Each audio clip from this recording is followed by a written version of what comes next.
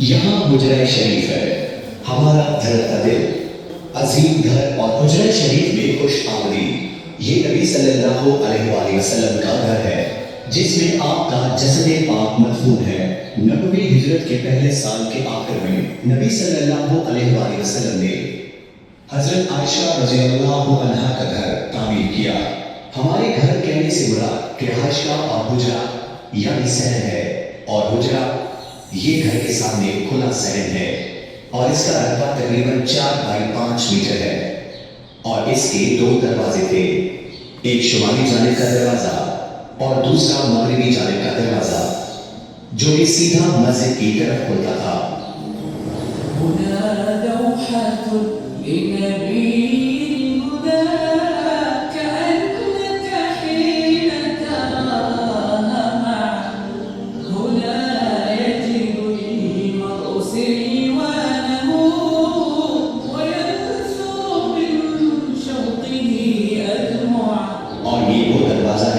آپ صلی اللہ علیہ وآلہ وسلم حالت اعتکاف میں اپنا سر مبارک حضرت عائشہ رضی اللہ عنہا کے لیے نکالتے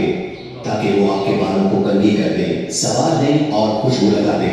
جہاں تک حجرہ شریف کے صحن میں موجود اشیاء کا تعلق ہے تو اس میں آگ جلانے کے لیے ایک چولہا تھا اور کچھ دیگر اشیاء جیسے سفری بستر، زین یا لکڑی۔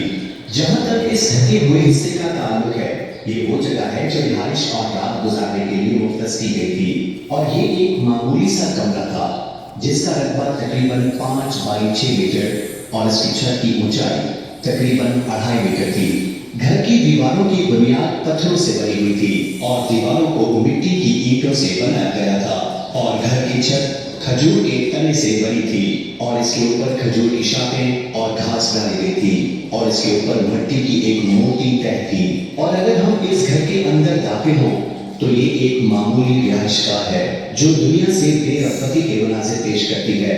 یہ بانس سے بنی ہوئی چارپائی اور وہ کھجور کے درخت کی چھال سے بھرا ہوا تکیہ اور ایک لحاف ہے، اور یہ ایک شیلف ہے جس کے اوپر تھوڑے سے جو پڑے ہوئے ہیں، اور یہ ایک لٹکا ہوا مشکیزہ ہے، اس میں تھوڑا سا پانی ہے۔ اور اگر ہم نبوی گھر سے نکل کر لکڑی کی سیڑھی پر چڑھیں تو گھر کی چھت پر کونے میں ایک چھوٹا سا کمرہ ملے گا جسے مشربہ کہا جاتا ہے۔ اے اہل ایمان، یہاں اس حجرہ شریف میں رسول اللہ صلی اللہ علیہ وآلہ وسلم حضرت عائشہ رضی اللہ عنہا کے ساتھ رہتے تھے، جو کہ آپ صلی اللہ علیہ وآلہ وسلم کو لوگوں میں سب سے زیادہ محبوب تھی، اور آپ صلی اللہ علیہ وآلہ وسلم نے ان کے ساتھ پیار سے بھری پاکیزہ، روشن، اچھی صحبت والی خوبصورت زندگی گزاری۔ یہاں وہ ہستی رہتی تھی جس نے اپنے پیغام سے پوری دنیا کو روشن کیا اور دنیا کو اپنی لائی ہوئی شریعت کی سعادت بخشی۔ آپ صلی اللہ علیہ وآلہ وسلم نے اس مبارک گھر میں اپنی زندگی کے 9 سال گزارنے کے بعد وفات پائی،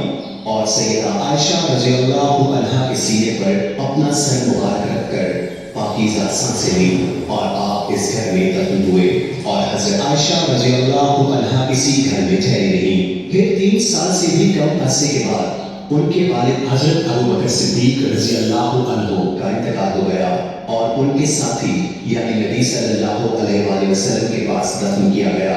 حضرت عائشہ رضی اللہ عنہا نے اسی عظیم گھر میں باقی زندگی گزاری، اور انہوں نے قبروں پر ایک پردہ ڈال دیا۔ پھر تقریباً 10 سال بعد حضرت عمر بن خطاب رضی اللہ عنہ شہید ہوئے۔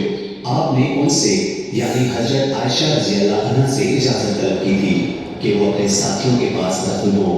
تو انہوں نے اجازت دے دی۔ آپ رضی اللہ عنہ کو آپ کے ساتھیوں کے ساتھ دفن کر دیا گیا۔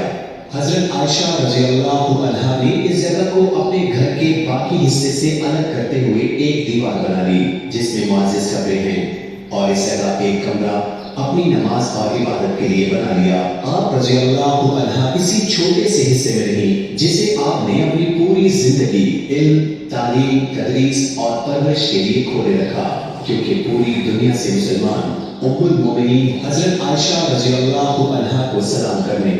اور ان سے علم حاصل کرنے آتے، اور وفات تک ان کا یہی طرز عمل رہا۔ پھر انہیں البقیع قبرستان میں دفن کیا گیا، اور اس گھر کو مضبوطی سے بند کر دیا گیا،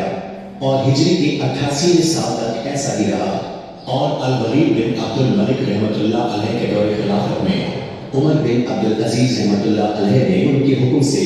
حجرہ شریف کو دوبارہ مضبوط تعمیر کیا تاکہ آپ صلی اللہ علیہ وآلہ وسلم کی قبر شریف کو محفوظ بنایا جا سکے، اور اسے مسجد میں داخل کر دیا گیا اور اسے یعنی حجرہ شریف کو مضبوطی سے مکمل بند کر دیا گیا، اور اندر جانے کے لیے کوئی راستہ یا روشن دان تک کھلا نہیں رکھا گیا۔ اور آپ رحمت اللہ علیہ یعنی عمر بن عبد العزیز نے باقی امہات المومنین کے حجرات بھی ان کے گھر والوں سے خرید دیے۔ پھر آپ رحمت اللہ علیہ نے قبروں کو مسجد سے الگ کرنے کے لیے مضبوط سیاہ پتھروں کی 5 روتی دیوار بنائی تاکہ لوگ قبروں کی طرف منہ کر کے نماز نہ پڑھیں۔ پھر سال گزرتے گئے اور مسلمانوں کے خلفائے راشدین اور ان کے حکمرانوں رحمہ اللہ نے حجرہ شریف اور اس کی دیکھ بھال اور اس کے تعمیری امور کا خاص اہتمام کیا، اور بے شک زائر اور قبر مبارک کے درمیان 3 رکاوٹیں ہیں۔ تانبے کی جالی والی دیوار، پھر اس کے چاروں طرف 5 کونوں والی دیوار ہے اور اس کے اوپر چادر کا غلاف ہے۔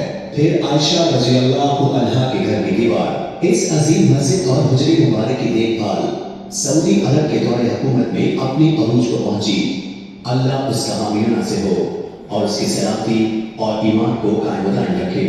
اور اس کی قیادت کو بہترین اجر سے نوازے۔ یہ ہے مسجد نبوی جس میں لاکھوں افراد سما سکتے ہیں، اور وہ حجرہ شریف ہے جو دیکھنے والوں کو خوش کرتا ہے اور محبین کے دلوں کو رونق بخشتا ہے۔ خدا کی رحمتیں اور سلامتی ہو ان پر جو تمام جہانوں کے لیے رحمت بنا کر بھیجے گئے۔